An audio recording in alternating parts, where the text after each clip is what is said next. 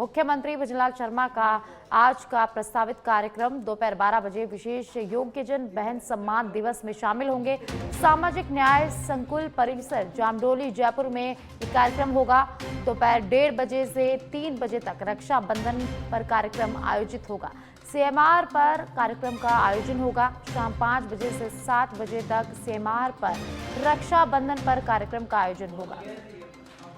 तो मुख्यमंत्री भजनलाल शर्मा का आज का प्रस्तावित कार्यक्रम दोपहर 1:30 बजे से 3 बजे तक रक्षाबंधन पर कार्यक्रम आयोजित होगा। सीएमआर में ये कार्यक्रम का आयोजन होगा और वहीं शाम 5 से 7 बजे तक रक्षाबंधन पर कार्यक्रम का आयोजन होगा। मुख्यमंत्री भजनलाल शर्मा का आज का प्रस्तावित कार्यक्रम हम आपको बता रहे हैं। विशेष योग्यजन बहन सम्मान दिवस में आज मुख्यमंत्री भजनलाल शर्मा शामिल होंगे। जामडोली में कार्यक्रम का आयोजन होगा। वहीं 1:30 बजे से 3 बजे तक रक्षाबंधन के कार्यक्रम में शामिल होंगे। मुख्यमंत्री भजनलाल शर्मा का आज का प्रस्तावित कार्यक्रम है। दोपहर 12 बजे विशेष योग्यजन बहन सम्मान दिवस में मुख्यमंत्री शामिल होंगे। सामाजिक न्याय संकुल परिसर जामडोली जयपुर में कार्यक्रम का आयोजन होगा, जहां मुख्यमंत्री शिरकत करेंगे। वहीं दोपहर 1:30 बजे से 3 बजे तक रक्षाबंधन पर कार्यक्रम आयोजित होगा। सीएमआर पर कार्यक्रम का आयोजन होगा। शाम 5 बजे से 7 बजे तक सीएमआर पर रक्षाबंधन का कार्यक्रम आयोजित होगा। और ज़्यादा जानकारी के लिए पॉलिटिकल एडिटर लाल सिंह फौजदार मेरे साथ जुड़ गए हैं। जानकारी उनसे लेते हैं। आज मुख्यमंत्री भजनलाल शर्मा विशेष योग्यजन बहन सम्मान दिवस में शामिल होंगे और इसके अलावा भी उनके बहुत से कुछ कार्यक्रम हैं, तो क्या कुछ उनके कार्यक्रम रहने वाले हैं? तो आज मुख्यमंत्री भजनलाल शर्मा का प्रस्तावित कार्यक्रम हम आपको बता रहे हैं। विशेष योग्यजन बहन सम्मान कार्यक्रम में वे शिरकत करेंगे। इसके बाद दोपहर 1:30 बजे से 3 बजे तक रक्षाबंधन पर कार्यक्रम आयोजित होगा। सीएमआर में शाम 5 बजे से 7 बजे तक रक्षाबंधन पर कार्यक्रम का आयोजन होगा, जहां महिलाओं से रक्षा सूत्र बंधवाएंगे सीएम भजनलाल शर्मा।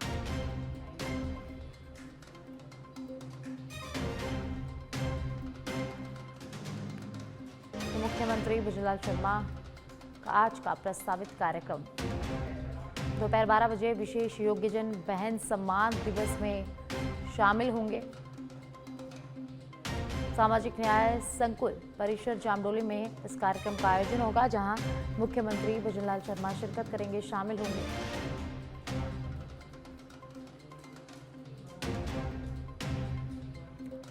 और पॉलिटिकल एडिटर लाल सिंह फौजदार मेरे साथ ज़्यादा जानकारी के लिए जुड़ गए हैं। जानकारी उनसे लेते हैं। लाल सिंह जी, योग्यजन बहन सम्मान दिवस में मुख्यमंत्री शामिल होंगे और क्या कुछ आज उनके कार्यक्रम रहने वाले हैं? देखिए साक्षी, आज मुख्यमंत्री भजनलाल शर्मा के जो प्रस्तावित कार्यक्रम है उसके अनुसार 11 बजे से 12 बजे तक विशेष योग्यजन बहन सम्मान दिवस का आयोजित कार्यक्रम किया जाएगा। यह है सामाजिक न्याय संकुल परिसर जामडोली में यह कार्यक्रम आयोजित किया जाएगा। इसके बाद 2 कार्यक्रम हैं जो मुख्यमंत्री आवास पर रहेंगे। 1:30 बजे से 3 बजे तक रक्षाबंधन पर कार्यक्रम है। इसमें तमाम प्रदेश भर की अलग अलग क्षेत्रों में काम करने वाली बहनें मुख्यमंत्री भजनलाल शर्मा को राखी बांधेंगी। जैसे कल भी कार्यक्रम हुआ था, जब मीडिया हाउस के तमाम एंकर्स ने मुख्यमंत्री भजनलाल शर्मा को राखी बांधी थी और उनका थोड़ा छोटा संबोधन भी रहता है इस दौरान। और खास बात यह कि इस दौरान वो सभी से आह्वान करते हैं कि अपने जीवन में एक काम ऐसा तय करिए जो समाज के लिए, समाज उत्थान में आपका योगदान हो सके। और लास्ट साक्षी, तीसरा कार्यक्रम जो रहेगा वो 5 बजे से 7 बजे तक ये भी रक्षाबंधन का कार्यक्रम रहेगा। इसमें भी अलग से जो विभाग है उनके कार्यक्रम रहेंगे। कुछ कार्यक्रम में जो सरकारी विभागों से जुड़ी महिला कर्मचारी हैं वो मुख्यमंत्री भजनलाल शर्मा को राखी बांधेंगी। एनजीओ से जुड़ी जो कार्यकर्ता हैं, सामाजिक संगठनों से जुड़े कार्यकर्ता हैं, साथ ही भाजपा के जो महिला कार्यकर्ता हैं वो भी इस दौरान मौजूद रहेंगे और मुख्यमंत्री भजनलाल शर्मा को राखी बांधेंगी। तो आज 3 कार्यक्रम मुख्यमंत्री भजनलाल शर्मा के रहने वाले हैं। जी सर, बहुत बहुत धन्यवाद लाल सिंह जी जानकारी के लिए।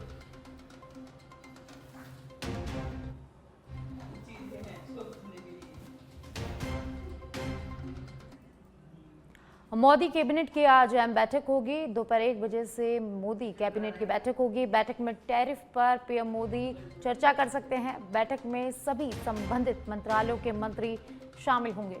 तो आज मोदी कैबिनेट की अहम बैठक होगी। दोपहर 1 बजे मोदी कैबिनेट की बैठक होगी और इस बैठक में पीएम मोदी टैरिफ पर चर्चा कर सकते हैं और इस बैठक में सभी संबंधित मंत्रालयों के मंत्री शामिल होंगे। तो इस वक्त की बड़ी जानकारी, आज मोदी कैबिनेट की अहम बैठक होगी। ये बैठक दोपहर 1 बजे होगी जिसमें सभी संबंधित मंत्रालयों के मंत्री शामिल होंगे और इस बैठक में टैरिफ को लेकर चर्चा हो सकती है और भी कई मुद्दों पर यहाँ चर्चा संभावित है, चर्चा हो सकती है।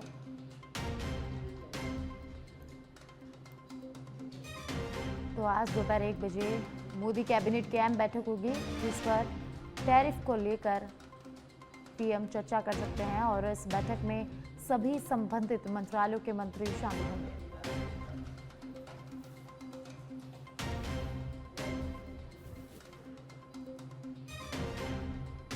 तो आज दोपहर 1 बजे मोदी कैबिनेट की अहम बैठक होगी जिसमें टैरिफ को लेकर चर्चा हो सकती है। प्रधानमंत्री नरेंद्र मोदी टैरिफ को लेकर बैठक में चर्चा कर सकते हैं और इस बैठक में सभी संबंधित मंत्रालयों के मंत्री शामिल होंगे। मोदी कैबिनेट की बैठक में कई अहम मुद्दों पर चर्चा होगी।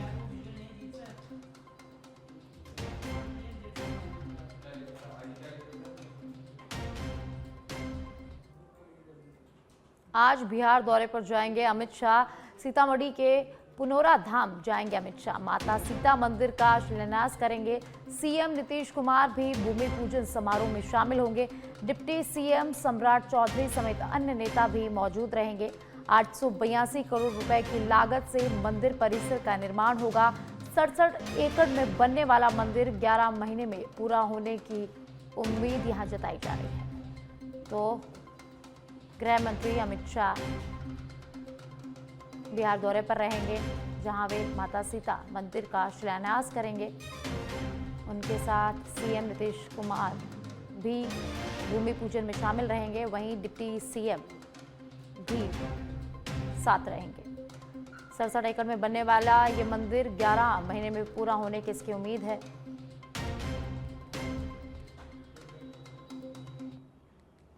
राहुल गांधी के आवास पर इंडी ब्लॉक की बैठक हुई। दिल्ली में इंडी ब्लॉक की बैठक हुई।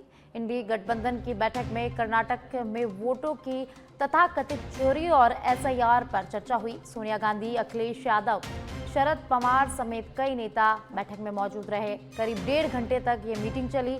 एसआईआर के खिलाफ आगे की रणनीति पर भी इस बैठक में चर्चा की गई। तो इंडी ब्लॉक की बैठक हुई। राहुल गांधी के आवास पर यह बैठक हुई और करीब 1.5 घंटे तक यह बैठक चली। इस बैठक में कर्नाटक में तथाकथित वोट चोरी और एसआईआर पर चर्चा की गई और एसआईआर के खिलाफ आगे की रणनीति पर भी इस बैठक में चर्चा की गई है। राहुल गांधी के आवास पर इंडी गठबंधन की बैठक हुई।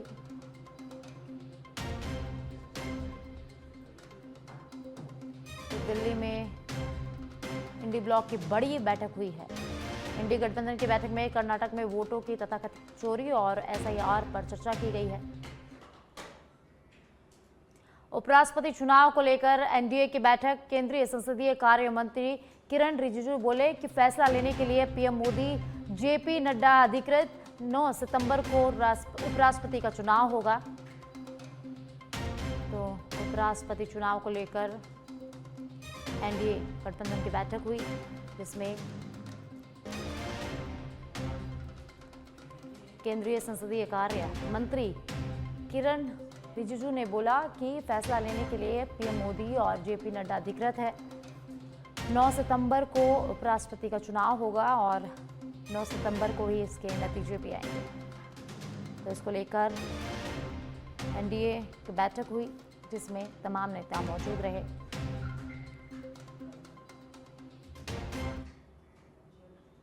दिल्ली में निजामुद्दीन में युवक की हत्या। पार्किंग विवाद में युवक की हत्या में शामिल 2 आरोपियों को गिरफ्तार कर लिया गया है। आरोपियों के पास से हथियार भी बरामद कर लिए गए हैं। तो दिल्ली के निजामुद्दीन हत्या का मामला, पार्किंग विवाद को लेकर युवक की हत्या कर दी गई थी और अब हत्या में शामिल 2 आरोपियों को गिरफ्तार कर लिया गया है और आरोपियों के पास से हथियार भी यहां बरामद किए गए हैं।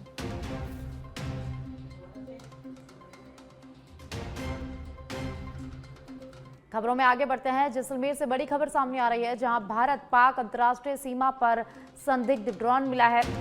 कनौज थाना क्षेत्र की लोंगेवाला एरिया में सरहद में कैमरा ड्रोन मिला है। बीएसएफ ने ड्रोन को अपने कब्जे में ले लिया है और शुरुआती जांच में सामने आ सकती है अहम जानकारियां। ड्रोन कहां से उड़ाया गया, किसने उड़ाया, इसको लेकर जांच लगातार जारी है।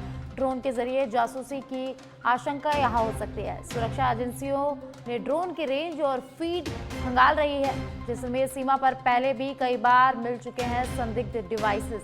स्वतंत्रता दिवस के पहले बीएसएफ की सतर्कता से ये ड्रोन पकड़ा गया है।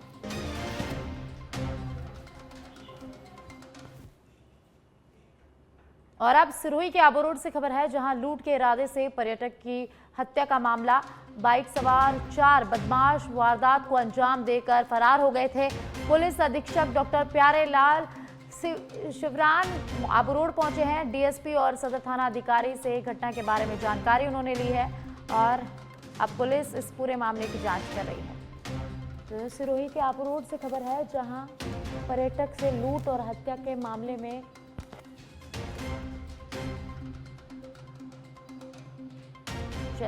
बाइक सवार 4 बदमाशों ने वारदात को अंजाम दिया था, उसके बाद फरार हो गए थे और अब पुलिस इस पूरे मामले की जांच में जुट गई है। जैसलमेर के मोहनगढ़ में रक्षाबंधन के पावन पर्व हरियालो राजस्थान अभियान के अंतर्गत पर्यावरण संरक्षण का संदेश देते हुए एक अनूठा पौधारोपण कार्यक्रम आयोजित किया गया। यह कार्यक्रम पीएम श्री 2 MD महादेव नगर स्कूल में आयोजित हुआ, जिसमें ईटीएफ के कर्नल मोहन सिंह राठौड़ ने मुख्य अतिथि के रूप में भाग लिया और पौधारोपण कर कार्यक्रम का शुरुआत किया। इस मौके पर स्कूल की छात्राओं ने कर्नल मोहन सिंह को राखी बांधकर रक्षा सूत्र का पर्व मनाया और पर्यावरण सुरक्षा का संकल्प भी लिया। आसपास का जो इलाका है उसमें हम लोगों ने तय किया है कि हम हरियाला राजस्थान का जो अभियान है उसको आगे बढ़ाएंगे और जो उसका मूल उद्देश्य है कि यहाँ पर वृक्षारोपण करेंगे। कुछ चीज़ें ऐसी होती है, जब तक उसमें भावनाओं का ज्वार साथ नहीं जुड़ता है, हम अपना जो लक्ष्य होता है उसको प्राप्त नहीं कर सकते। तो इसमें हम कह सकते हैं कि इसमें लगाने वाला भी साथ में है, उसके बाद पालने वाला भी साथ में है और 2 उसका जो आपको कह सकते हैं कि उसके बाद में जो संदेश जाना है कि आगे जो पेड़ हमने लगाया है क्या वो सुरक्षित हाथों में है या नहीं। तो मुझे बड़ी खुशी है कि हमारे यहाँ पर जो छात्र और छात्राएं आए हुए हैं वो आगे हमारा ध्वज को लेके आगे। उदयपुर जिले के बड़गांव थाना क्षेत्र के झिंडोली गांव में एक घर में भीषण आग लगने से 2 महिलाएं जलकर मौके पर दर्दनाक मौत हो गई है। जानकारी सूत्रों से दोनों मृतक महिला सास बहू बताई जा रही है। फिलहाल मृतकों की पहचान पप्पा देवी और मांगी बाई के रूप में हुई है। इलाके में रात करीब 10 बजे घर में अचानक आग लग गई और अचानक आग ने विकराल रूप ले लिया। आग इतनी तेज थी कि महिलाएं घर से बाहर तक नहीं निकल सकी। घर से भभकती आग को देख और महिलाओं की चीख सुन ग्रामीण दौड़ते हुए आए, लेकिन तब तक बहुत देर हो चुकी थी। पूरा घर जलकर राख हो गया। सूचना पर राजस्थान नागरिक सुरक्षा विभाग और फायर ब्रिगेड की टीम मौके पर पहुंची, जहां आग पर काबू कर दोनों के शवों को घर से बाहर निकाल लिया गया और पुलिस को सौंप दिया गया है।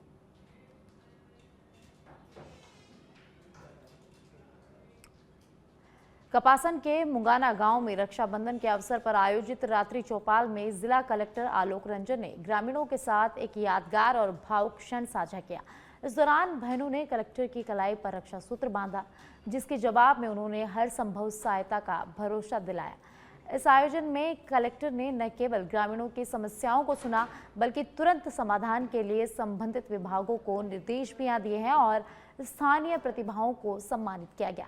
इस मौके पर उपखंड अधिकारी राजेश स्वालका, सरपंच प्रतिनिधि कैलाश अहिर, डीएसपी हरजी लाल यादव सहित जिला और ब्लॉक स्तर के कई अधिकारी मौजूद रहे। इस संवेदनशील पहल ने लोगों के दिलों को छू लिया है।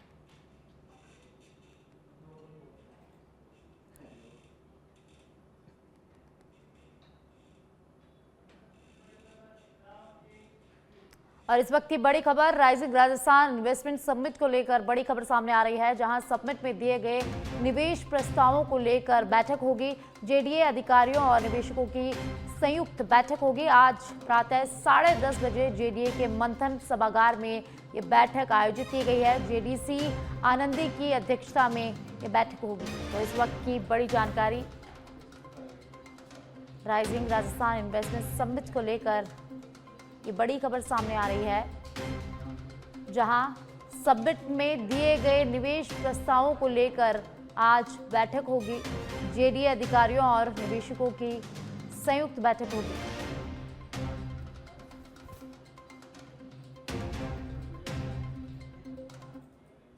मुख्यमंत्री बजट घोषणा में सुमेरपुर शहर को उपजिला चिकित्सालय की बड़ी सौगात मिली है। इस घोषणा को लेकर शहरवासियों में खुशी की लहर है। वहीं स्थानीय विधायक एवं कैबिनेट मंत्री जोराराम कुमावत को इस पहल के लिए आभार भी प्रकट किया गया। हालांकि अब इस अस्पताल के स्थान को लेकर राजनीतिक और सामाजिक स्तर पर बहस छिड़ गई है। प्रस्तावित योजना के तहत उपजिला चिकित्सालय को सुमेरपुर शिवगंज हाईवे के पास बनाने की तैयारी है। इस निर्णय पर कई राजनीतिक नेताओं और संगठनों ने आपत्ति जताते हुए अस्पताल को शहर के भीतर बनाने की मांग की है। वहीं कांग्रेस के वरिष्ठ नेता हरिशंकर मेवाड़ा ने उपखंड अधिकारी कालूराम कुम्हार को ज्ञापन सौंपते हुए सुमेरपुर शहर के अंदर ही उपजिला चिकित्सालय बनाने की पुरजोर मांग रखी है। जिला चिकित्सालय की सरकार द्वारा स्वीकृति हुई है, उसके बारे में मैंने व्यक्तिगत रूप से कैबिनेट मिनिस्टर जोराराम जी से बात की कि एक अस्पताल तो चल ही रहा है और दूसरी जगह जो राजकीय छात्रावास है, 4 नंबर स्कूल चल रहा है टैक्सी स्टैंड में, वो जगह पड़ी है, वहाँ पे बना दिया जाए। शहर से इतनी दूर चिकित्सालय हो। तो हमारे राजस्थान के लोक लाडले मुख्यमंत्री श्री भजनलाल जी, प्रदेश अध्यक्ष श्री मदन जी राठौड़ एवं हमारे जागरूक कैबिनेट मंत्री श्री जोराराम जी का बहुत बहुत आभार व्यक्त करूंगा कि उन्होंने सुमेरपुर जैसे शहर में उप जिला अस्पताल की उपलब्धि हमें सौगात के रूप में दी है। लेकिन अभी कुछ जो है लोग उसका विरोध कर रहे हैं, लेकिन उनको नियमों की जानकारी नहीं है। उप जिला अस्पताल के लिए 17 बीघा ज़मीन कम से कम और ज़्यादा से ज़्यादा 25 बीघा ज़मीन की रिक्वायरमेंट रहती है। इसके लिए माननीय मंत्री जी ने, जोराराम जी ने एग्रीकल्चर कॉलेज में भी काफ़ी प्रयास किए, लेकिन वहाँ पर कोई ज़मीन का तालमेल। उप जिला केंद्र स्वास्थ्य केंद्र जो बनाया जा रहा है, जिसकी जो जगह चयनित की है, उसका सुमेरपुर नगर में भारी विरोध है। अंदर ही अंदर लोग बाग इसकी खिलाफत कर रहे हैं, क्योंकि वो सुमेरपुर से कटा हुआ एरिया है। वहाँ पे रात को या दिन को भी जाना लोग बाग वहाँ ठीक नहीं समझते हैं। और भी कई जगह है, मंत्री जी को चाहिए था कि कोई उपयुक्त जगह देखकर इसका निस्तारण करना था। इस जगह को, ठीक जगह को चयनित करके, ये एक अच्छी बात है। चलो उन्होंने ये सामुदायिक जिला उपकेंद्र का यहाँ जो बजट लाए हैं जनता के हित में है। लेकिन उत्तराखंड के धराली से खबर है, जहां धराली में मलबा हटाने का काम लगातार जारी है। धराली में अब तक 400 लोगों का रेस्क्यू किया जा सका है और 8 हेलीकॉप्टर की मदद से रेस्क्यू किया जा रहा है। रेस्क्यू ऑपरेशन में सेना, एनडीआरएफ, एसडीआरएफ, आईटीबीपी शामिल है। तो उत्तराखंड के धराली से खबर है, जहां बादल फटने से हादसा हो गया था। इस हादसे में कई लोगों की मौत हो गई थी और अब धराली में मलबा हटाने का काम लगातार जारी है। लोगों का रेस्क्यू किया जा रहा है। 400 से ज़्यादा लोगों का यहाँ रेस्क्यू किया जा चुका है। लगातार